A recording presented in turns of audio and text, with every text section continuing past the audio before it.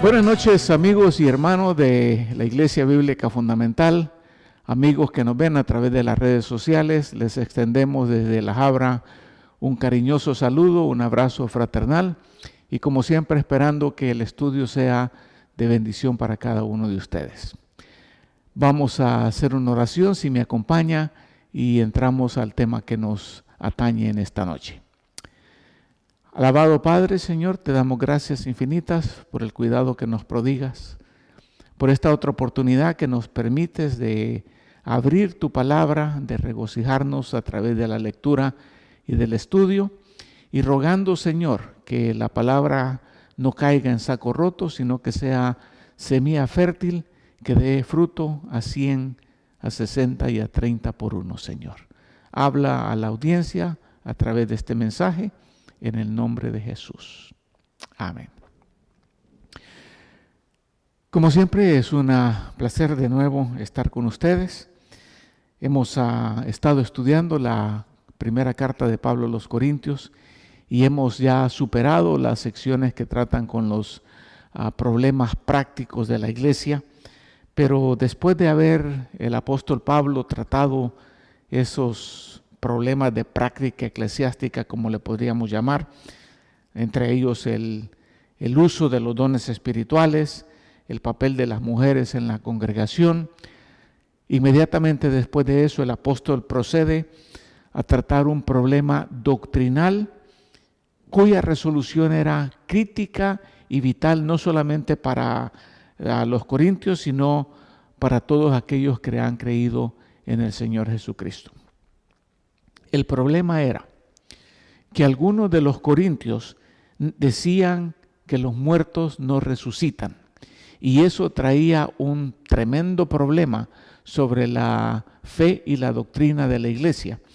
Y el apóstol Pablo, en el capítulo 15 de la carta, se dedica específicamente a tratar el asunto de la resurrección de entre los muertos y de Jesús resucitado.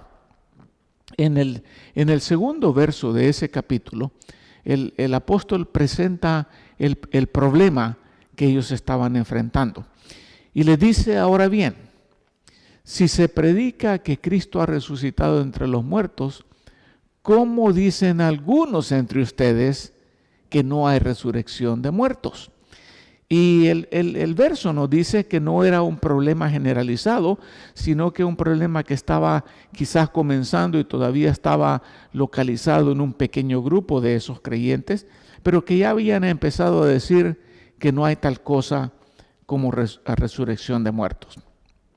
Así que el apóstol comienza refutando dicho error, y es quizás más que error, podríamos llamarlo una herejía, haciéndoles ver que la resurrección es importante y central en la fe de los creyentes.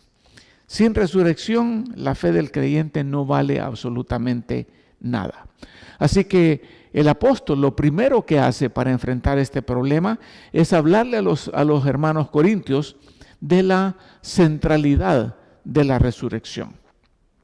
Y lo primero que les dice en cuanto a la centralidad es de que la resurrección de entre los muertos es central en el Evangelio. Y Pablo comienza literalmente el capítulo de esa manera, haciéndoles ver la centralidad de la resurrección en el Evangelio. En el verso 1 y 2 les dice: ahora les hago saber, hermanos, el evangelio que les prediqué, el cual también ustedes recibieron, en el cual también están firmes, por el cual también son salvos, si retienen la palabra que les prediqué, a no ser que hayan creído en vano. Y aquí a propósito he subrayado dos porciones de este verso. Primero, el evangelio, y la segunda parte que dice: por el cual también son salvos. El evangelio, como la etimología de la palabra lo indica, son las buenas noticias o el buen mensaje. La palabra evangelio es simplemente una transliteración del griego evangelio, que quiere decir buenas noticias. Pero si vamos a hablar de buenas noticias, es natural preguntarse que cuáles son las buenas noticias. Y la buena noticia es que Jesucristo pagó la deuda espiritual del pecador muriendo en la cruz del Calvario, tomando el lugar o sustituyendo al pecador y venciendo a la muerte con su resurrección. Esa es básicamente la buena noticia. Cristo venció a la muerte resucitando de entre los muertos. Por lo tanto, sin la resurrección, el evangelio prácticamente deja de ser buenas noticias y se convierte solamente en una noticia de muerte. Porque si cortamos el evangelio a que Cristo murió en la cruz y no le añadimos que resucitó entre los muertos, entonces la noticia es solamente noticia de muerte. Una noticia que se aplicaría tanto a Jesús como a todo hombre. Si no hay resurrección de muertos, entonces todos estamos destinados a la muerte. Y el apóstol Pablo, en una de sus cartas, les dice acerca de cómo la muerte pasó a todos los hombres, cuando dice, por tanto, tal como el pecado entró en el mundo por medio de un hombre, Adán, y por medio del pecado la muerte, así también la muerte se extendió a todos los hombres porque todos pecaron. Esta es mala noticia. La muerte dominando sobre el hombre.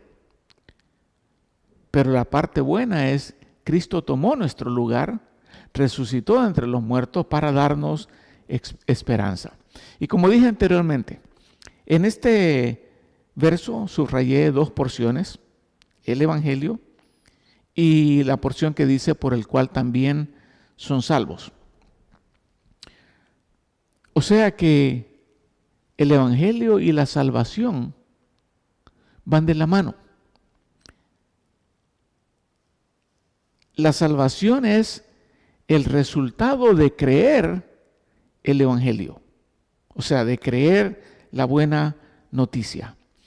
Y la resurrección viene a ser, la resurrección de Cristo específicamente, viene a ser la garantía de la salvación de aquellos que han puesto su fe en Jesús y en la obra salvadora que Él hizo.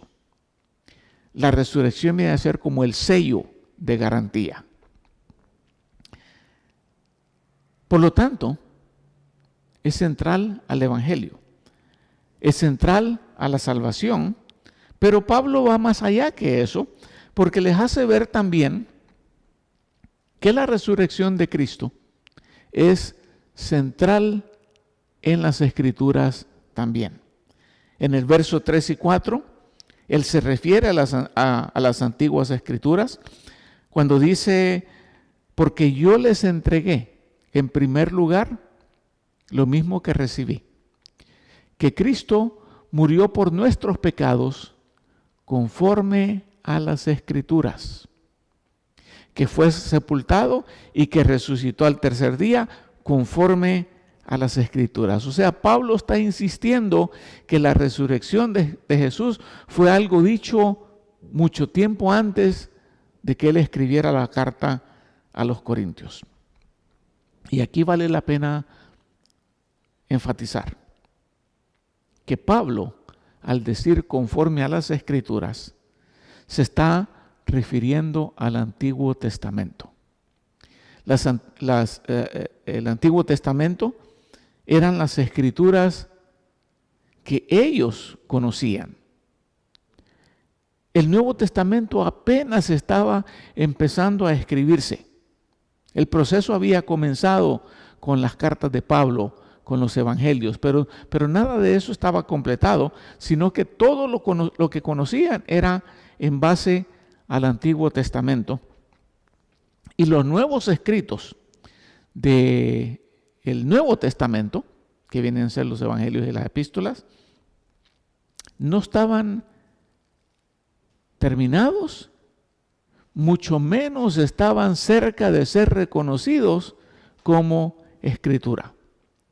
Por lo tanto, cuando Pablo dice conforme a las escrituras, se refiere al Antiguo Testamento.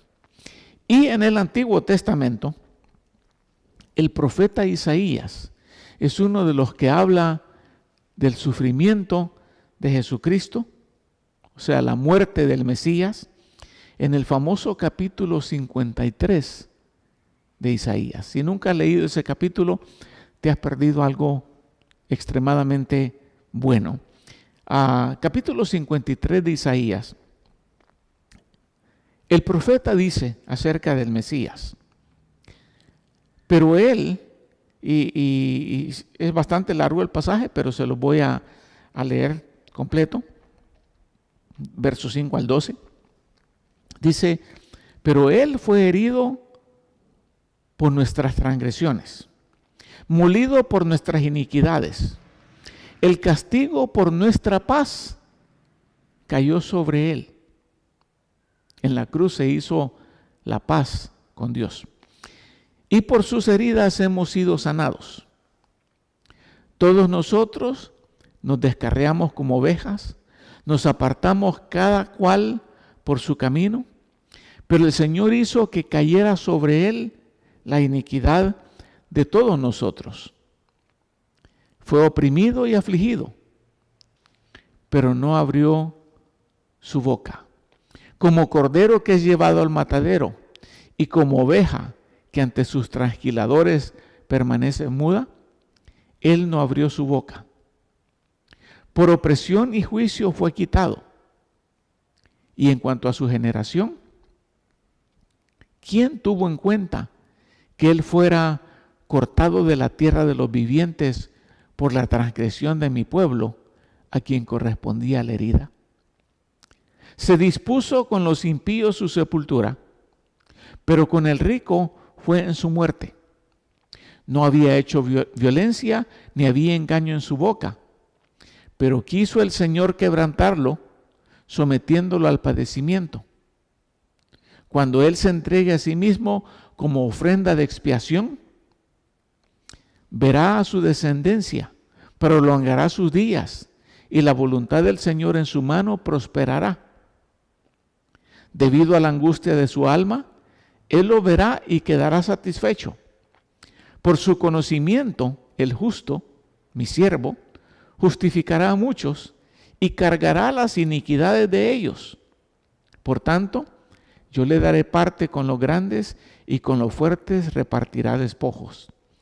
Porque derramó su alma hasta la muerte y con los transgresores fue contado. Llevó el pecado de muchos e intercedió por los transgresores. Y si tú analizas más detenidamente este pasaje de Isaías, te darás cuenta que está hablando específicamente de Jesucristo, el Mesías, yendo a la cruz del Calvario, muriendo entre esos dos ladrones, los transgresores les llama ahí, para poder tomar el lugar que le correspondía al pecador y sufrir la muerte. El Señor Jesucristo lo hizo. Y Pablo dice, esto lo dice las Escrituras, el Antiguo Testamento. Pero no solo Isaías, conforme a las Escrituras, también incluye las palabras de David, el rey David, cuando en uno de sus salmos, de manera profética, David habla de la resurrección de Jesús. Quizás Isaías se está enfatizando más en la muerte. David se enfoca en la resurrección. Y en el Salmo 16, del verso 8 al 10, dice David, al Señor he puesto continuamente delante de mí, porque está a mi diestra, permanece firme. Por tanto, mi corazón se alegra y mi alma se regocija. También mi carne morará segura. Porque tú no abandonarás mi alma en el Seol, ni permitirás que tu santo sufra corrupción. Parecería que David está hablando de sí mismo, pero si lo piensas bien, el cuerpo de David sufrió corrupción. Si vas a Jerusalén, te van a mostrar un lugar donde dice aquí están los restos de David. O sea que sufrió corrupción. Por lo tanto, David no está hablando de sí mismo. Está hablando del Mesías, de la resurrección del Mesías. Entonces, la resurrección es central al Evangelio, es central a la salvación, es central a las Escrituras, porque la resurrección vino a darle mayor confiabilidad o confirmó la confiabilidad de las Escrituras antiguas, o nos vino a mostrar que son dignas de crédito, fidedignas. Entonces, el apóstol Pablo, después de relacionar la resurrección de Jesús con el Evangelio y con la salvación, procede a comprobar o a dar pruebas de la realidad de la resurrección. Porque una cosa es decir, otra es comprobar. Entonces Pablo, sabiendo que los corintios pudieran haber pensado, bueno, que lo comprueba, procede a darles pruebas de la resurrección. Y la prueba principal era que Jesús, después de haber sido sepultado, se había aparecido vivo a muchos.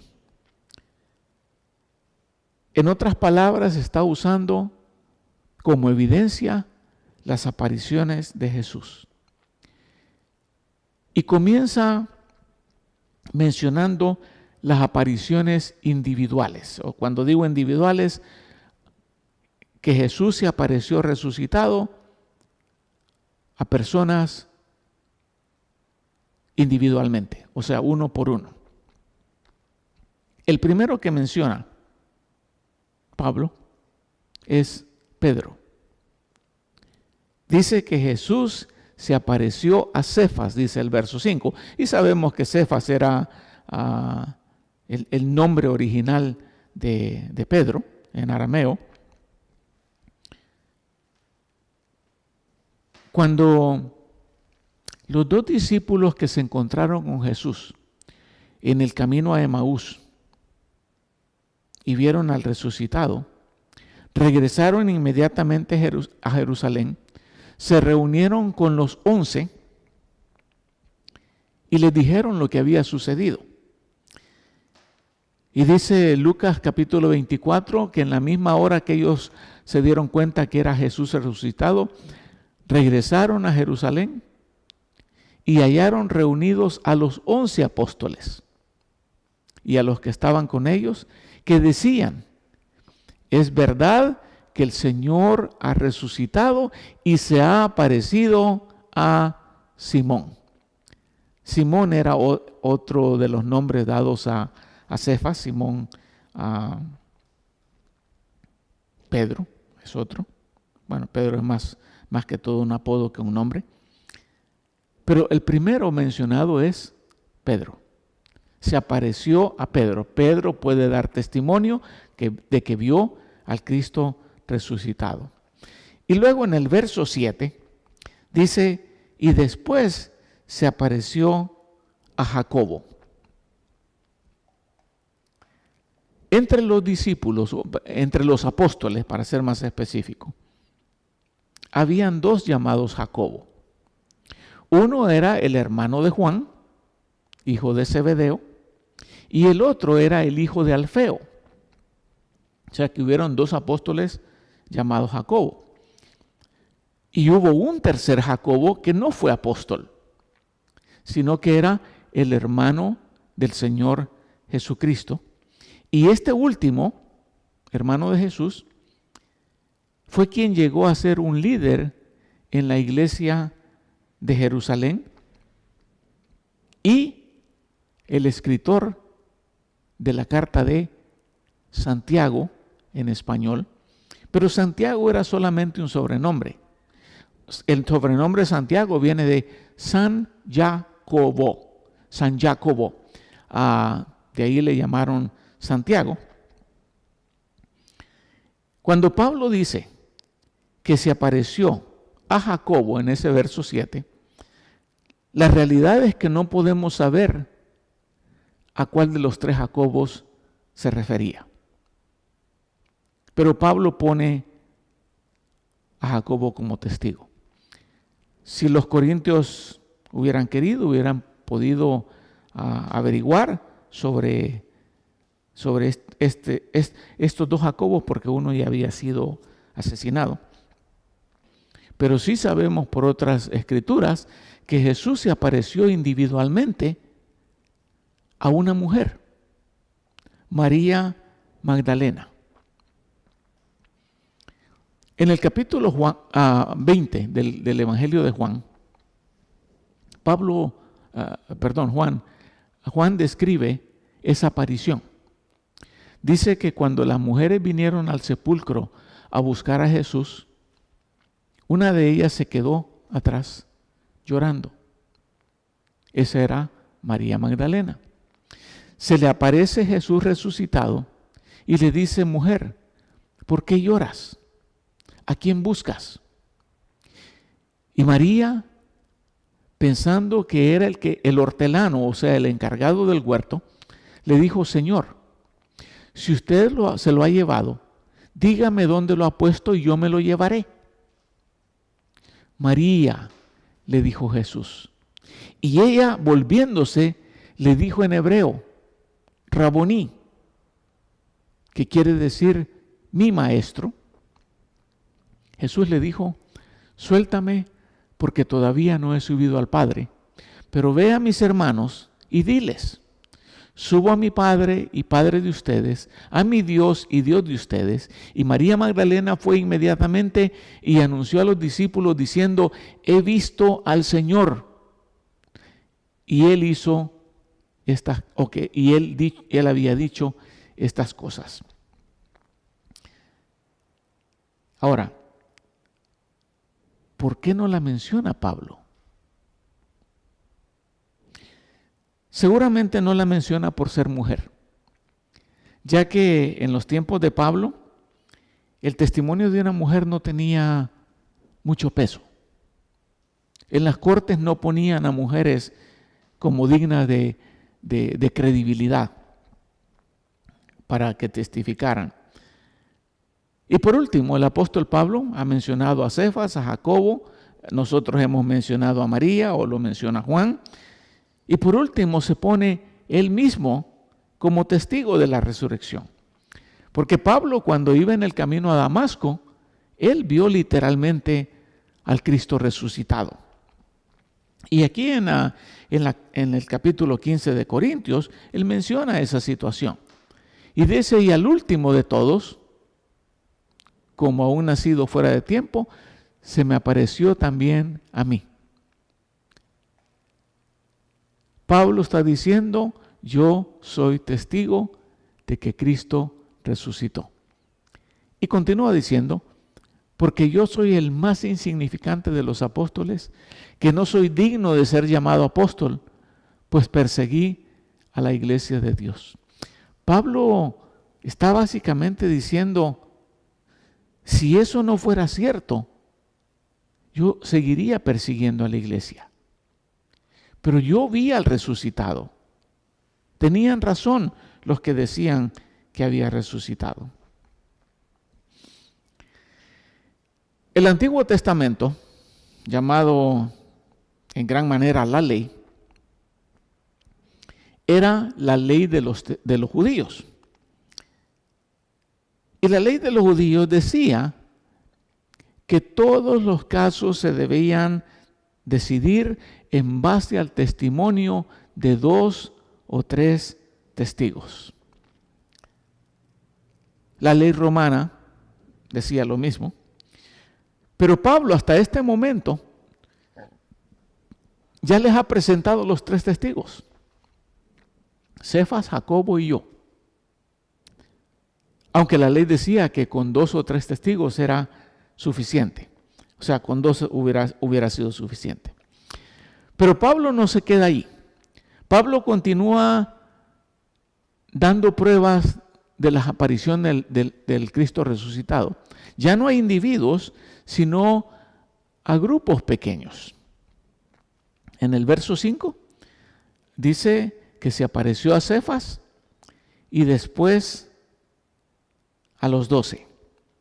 En el verso 7 dice, después se apareció a Jacobo y luego a todos los apóstoles.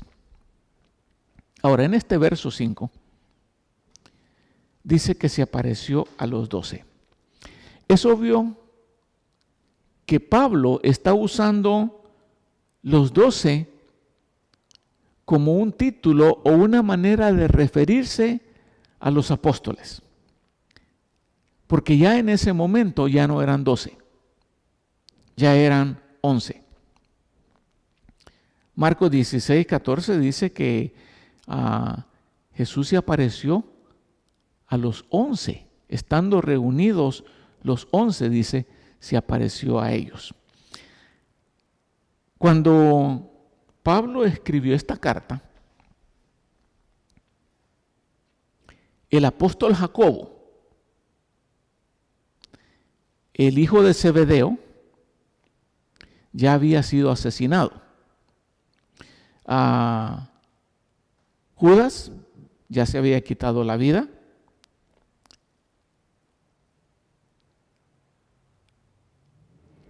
Pero todavía quedaban 10.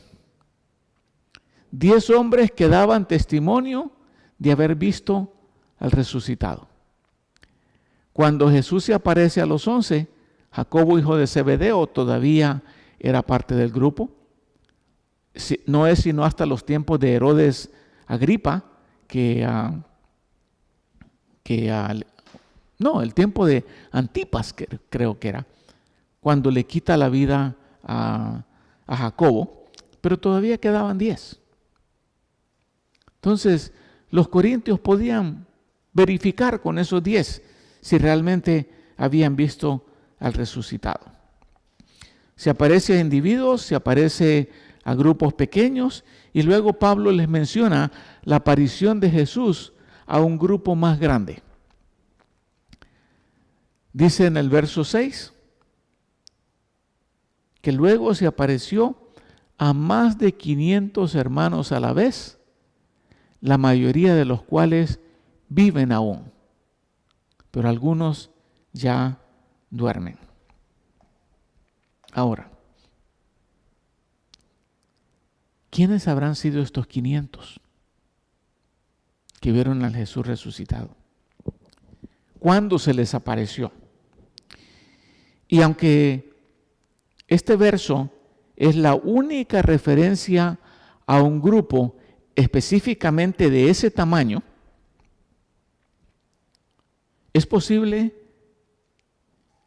que por estos 500 Pablo se esté refiriendo a la multitud de discípulos que recibieron la gran comisión allá en el monte en Galilea, después de que el resucitado le dijo, díganle a los hermanos que vayan a Galilea.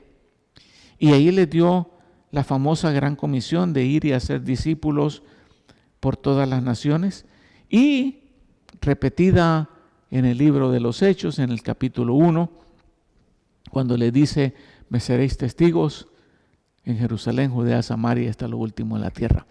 ¿Me seréis testigos de qué? De que he muerto y he resucitado, he vencido a la muerte, para que ustedes puedan tener salvación.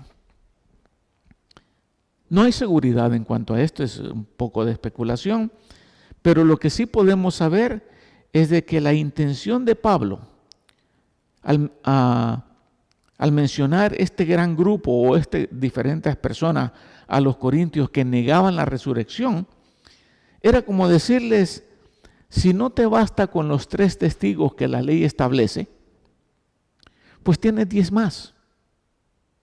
Y si no te bastan esos 10 más, pues tienes un grupo de casi 500.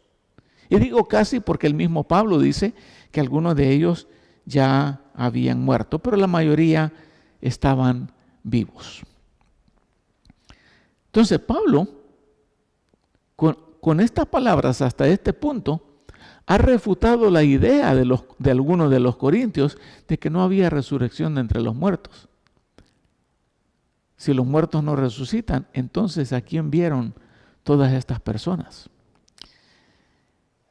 Después de eso, el apóstol menciona la oposición que había a la resurrección.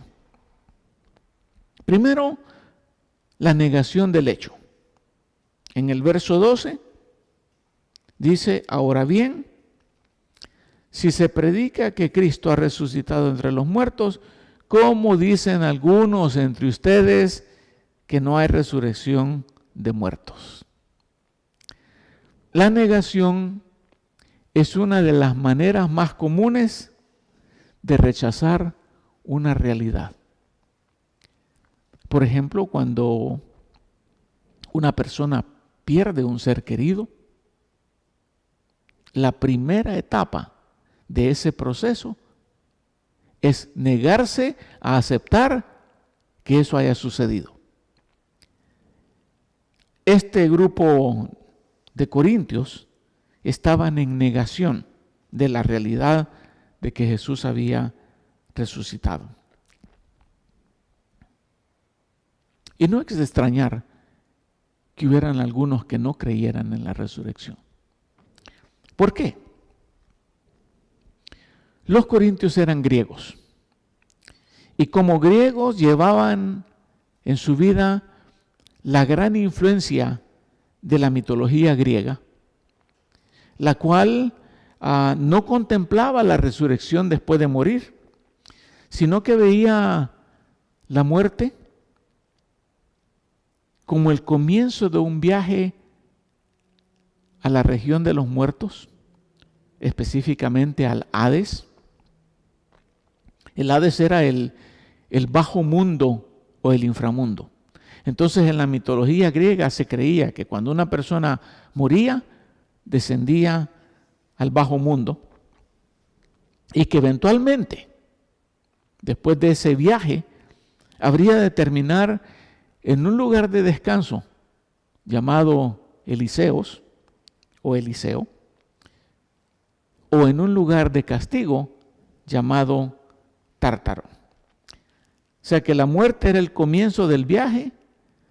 Allá te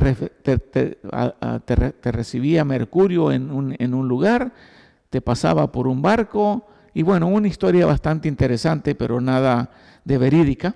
Pero así es como los griegos pensaban. Entonces, negar que hubiera resurrección de entre los muertos era negar que Cristo había resucitado. Quizás ellos pensaron, Jesús va en ese viaje hacia el Eliseo, donde va a descansar. Pero de manera magistral,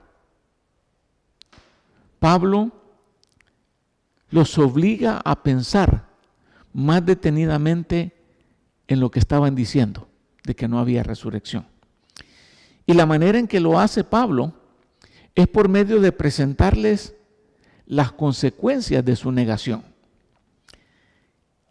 Y Pablo les dice, hablando de esas consecuencias, si lo que ustedes dicen es verdadero, si no hay tal cosa como resurrección de entre los muertos, entonces, dice en el verso 14, nuestra predicación es vana o vacía, no tiene nada de peso.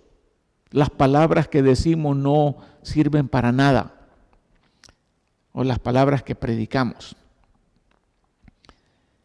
Si no hay resurrección, dice Pablo, entonces lo que ustedes creyeron también es vano, no tiene peso. Vuestra fe es vana, dice literalmente él. Han sido engañados.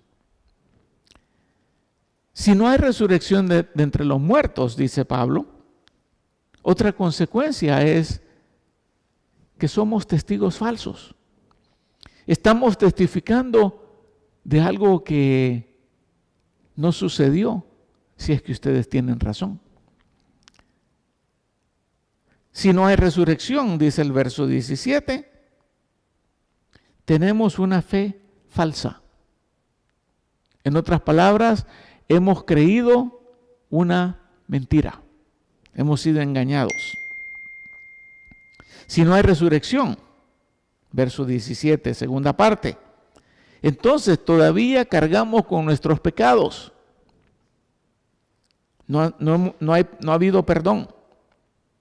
Verso 18, si no hay resurrección, entonces nuestros muertos han perecido, dice ahí, pero literalmente quiere decir han sido destruidos. Apolumi es el verbo que usa el apóstol ahí, diciendo todos los que nos precedieron han sido destruidos. Y en el verso 19 concluye esas consecuencias de la negación diciendo, si no hay resurrección de muertos, entonces somos dignos de lástima. La gente nos puede ver o nos va a ver con lástima. Estos se han creído una mentira, pobrecitos. Estos están engañados, pobrecitos. Estos hablan palabras sin peso, pobrecitos. Somos dignos de conmiseración o lástima, dice el apóstol. Podríamos decir que esta es la conclusión de la primera sección del capítulo 15. Pero por cuestiones de tiempo no podemos acabar el capítulo. Pero en la siguiente sección, lo que el apóstol Pablo va a hacer es comprobarles lo equivocado que están o estaban por medio de mostrarles el plan de la resurrección y el efecto de la resurrección de Cristo. En estos versos anteriores les ha mostrado, este es el efecto si Cristo no hubiera resucitado. Pero pretende mostrarles cuál es el verdadero efecto y el plan de la resurrección. Pero eso nos queda para la siguiente semana. El capítulo 15, en este momento viene a ser una no coincidencia, sino algo que Dios permitió que en nuestro estudio de la epístola cayera en esta semana, el estudio de este capítulo, porque este domingo que viene celebramos precisamente la resurrección de Jesús de entre los muertos. Y si Él no hubiera resucitado, entonces en vano estaríamos reuniéndonos y celebrando. Pero sabemos, con suficiente evidencia histórica, que Jesús resucitó de entre los muertos, y eso es lo que nos da la esperanza de nuestra resurrección. Te deseo que pase buenas noches. Te invito el próximo domingo. El servicio en la iglesia será a las 8 de la mañana